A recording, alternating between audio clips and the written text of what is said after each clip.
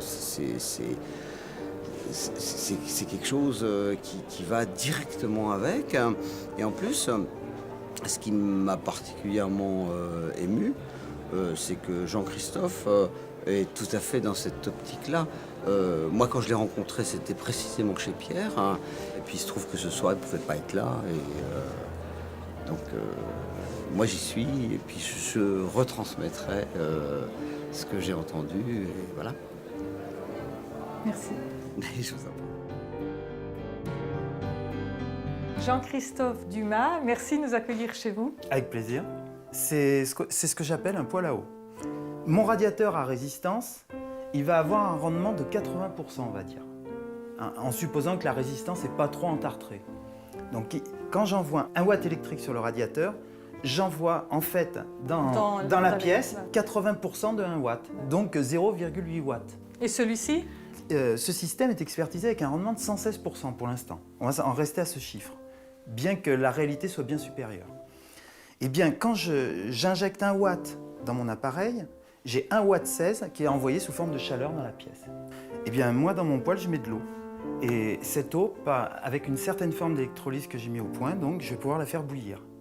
Et générer instantanément une colonne de vapeur dans le conduit qui va amener ce conduit à 100 degrés, tout simplement. D'accord. Donc, je vais mettre un petit peu d'eau. Je vais mettre un petit peu d'eau dans un seau. Simplement de l'eau du robinet. Et je vais immerger donc le réacteur à l'intérieur. De cette façon, en laissant les borniers connecteurs juste sur le côté. Donc, ce qu'il faut savoir, c'est que c'est une installation, au bas mot, il y en a pour une soixantaine d'euros, tout compris. Tout compris, avec cette installation-là. Le prix du métal ou de la récup. D'accord. On peut faire ça avec de la récup. On utilise simplement une colle thermique pour fermer le haut du capuchon. Ouais. Une petite valve de sécurité pour relâcher la pression. Et puis on ferme. Donc on met la colonne de vapeur par-dessus. Ce qui nous fait l'économie de l'achat d'un appareil plus cher et plus sophistiqué. Et l'avantage va résider dans son rendement. Donc là, j'active l'appareil et on va commencer à avoir, au bout d'une dizaine de minutes, une élévation de vapeur dans la colonne et ça va générer une chaleur par radiance, comme un simple radiateur. Alors, si dans ma maison, j'ai déjà une chaudière à gaz, par exemple? Alors, nous, on a conçu une chaudière, donc, qui peut se greffer en complément de la chaudière à gaz. Ah oui. Donc avec une entrée, une sortie, une entrée eau froide, une sortie eau chaude.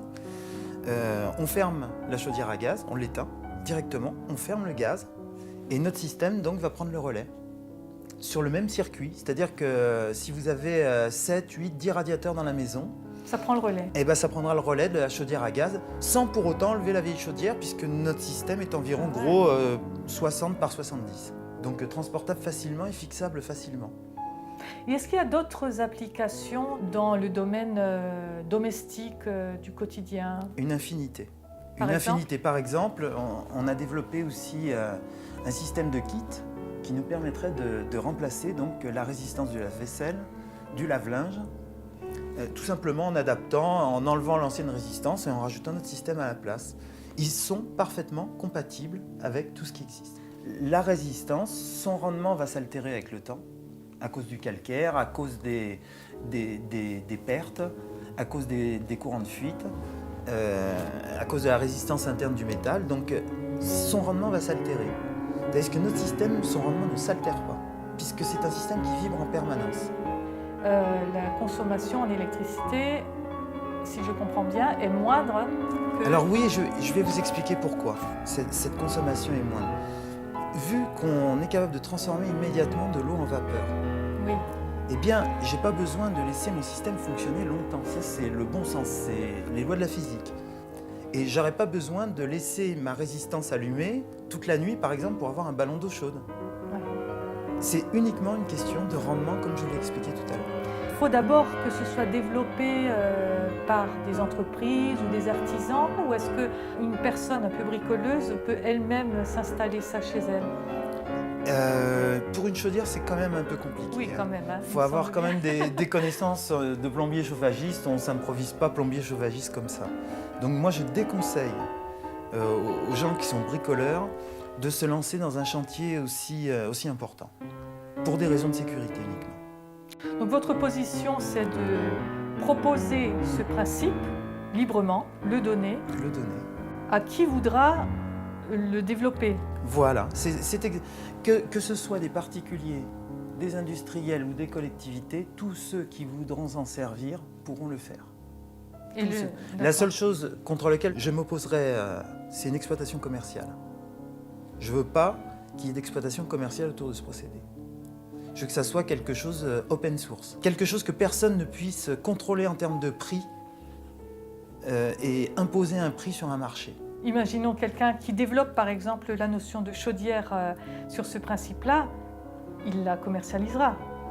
Il la commercialisera, oui, sous réserve qu'il ait pu trouver un terrain d'entente avec ceux qui ont l'antériorité, en l'occurrence moi.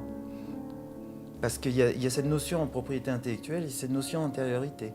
Moi, j'encouragerais toutes les initiatives personnelles et je m'opposerais à toutes les initiatives commerciales pures.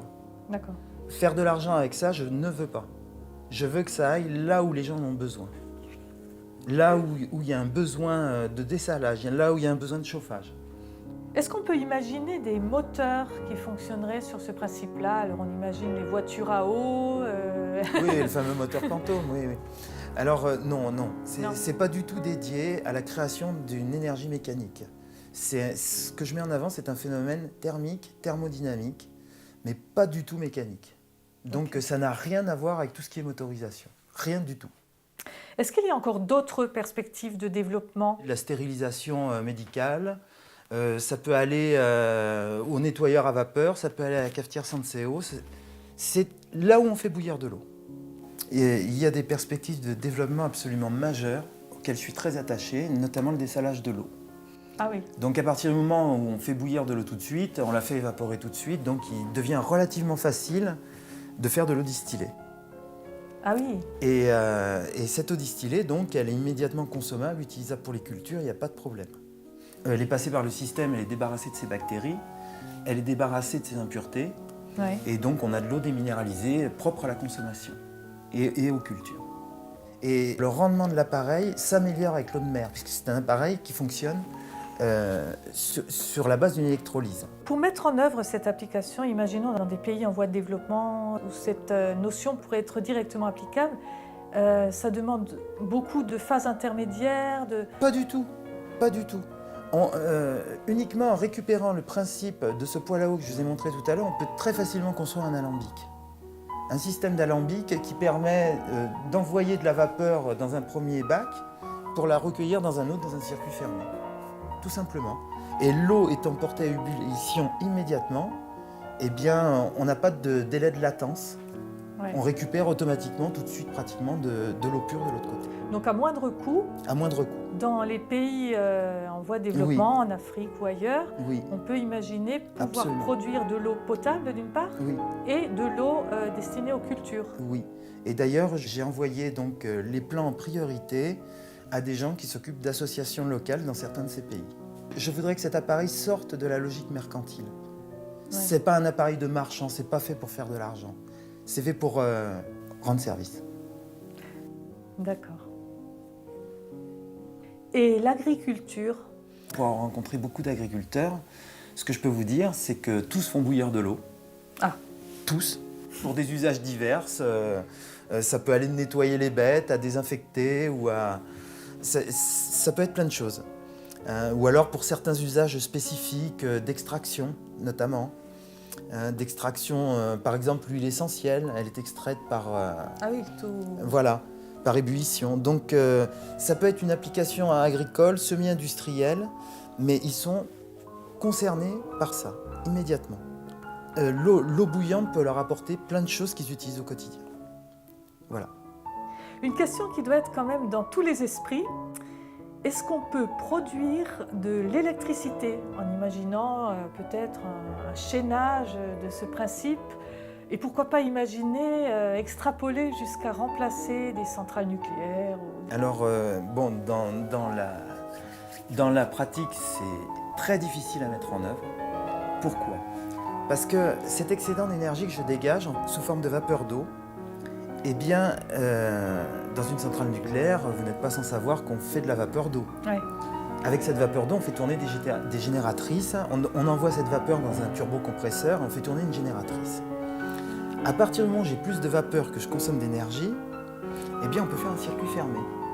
Parce C'est-à-dire que votre principe génère plus une surunité. d'énergie. Voilà. Voilà. Mon principe générant plus d'énergie qu'il en consomme, donc ça veut dire que je vais avoir au prorata plus de vapeur d'eau. D'accord. Donc mon turbocompresseur va fonctionner moins fort, mon turbocompresseur va fonctionner plus fort, excusez-moi. Et ma turbine va tourner beaucoup plus vite, donc je vais produire encore plus d'électricité. Puisque j'ai une surunité qu'avec un système normal, Oui. qui sera à 80% de rendement. Il faut savoir que la turbine à vapeur a quelque chose entre 40 et 50% de rendement. Donc je vais perdre déjà une bonne moitié. Le fin du fin consisterait à mettre ces petites sphères en chaîne, à les immerger dans une eau extrêmement conductrice, voire même de l'oxyde de tritium ou de l'oxyde de deutérium, qui sont ce qu'on appelle de l'eau lourde et de l'eau super lourde, ou alors de les mettre sous des pressions extrêmes, et à ce moment-là, oui, on pourrait alimenter une centrale. Et on pourrait extraire de cette centrale un courant suffisant pour remplacer les centrales actuelles. Oui, ma réponse, elle est catégorique et affirmative. Seulement, je n'ai pas dit que ça allait être facile. Parce qu'il y a quand même un sacré boulot de recherche et développement pour construire une centrale. Oui. Alors, je voudrais donner l'exemple de ITER, donc, dont le projet est en train d'être abandonné dans certains pays. ITER, coupé. Tu me couperas au montage. ITER, donc, a coûté à l'État français 8 milliards d'euros. À ma connaissance, s'il faut, c'est beaucoup plus. Alors, excusez-moi, mais une centrale avec des petites boules en fer, si on arrive, allez, on va dire à 8 millions d'euros, c'est le bout du monde. On arriverait à produire une électricité pour la même électricité produite. Sans déchets, une électricité propre. Absolument propre. Et certainement à moindre coût aussi, encore que la mise en œuvre serait quand même fastidieuse. Non, la mise en œuvre, elle n'est pas plus fastidieuse qu'une centrale normale, dans le sens où la centrale normale existe déjà. On plonge des barres d'uranium. Au lieu de plonger des barres d'uranium, eh bien, on n'a qu'à plonger des petites sphères en chaîne qui vont chacune vous apporter 16% en plus de rendement de ce qu'elles vont consommer. Donc vous voulez dire qu'on pourrait utiliser les infrastructures existantes, oui, bien sûr, y introduire votre principe et ensuite pouvoir les optimiser. Absolument. Et on pourrait même redescendre à l'échelle, parce qu'en physique tout est proportionnel, donc on pourrait redescendre à l'échelle sur des installations de maisons. On aurait simplement un conduit pour évacuer de la vapeur d'eau. Tout ce que je rejetterais dans l'air, c'est de la vapeur d'eau. Tout simplement. Rien de plus. Ni radiation, ni déchets toxiques, rien du tout. La machine fabriquant sa propre énergie et la centrale fabriquant l'énergie qui la fait fonctionner et qui provoque une suralimentation.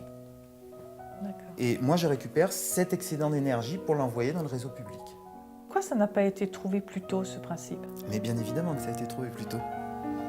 Tous les principes de surunité, il y en a des centaines et des centaines qui se baladent sur Internet, dont certains marchent, et marchent même très bien. Il y a des machines, des moteurs à MHD, donc magnéto-hydrodynamique, qui consomment absolument aucune énergie, qui marchent avec l'énergie contenue dans l'eau, dans les mouvements des liquides. Il y a des moteurs à électricité statique.